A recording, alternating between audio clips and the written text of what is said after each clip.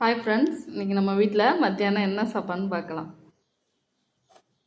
சூடான சாம்பார் சாதம். நல்லா சூடாக இருக்குது. அதுக்கு நெய், வீட்டில் எடுத்த நெய் இருக்குது. வாழைக்காய் வறுவல், முட்டை மசாலா, வடகம்.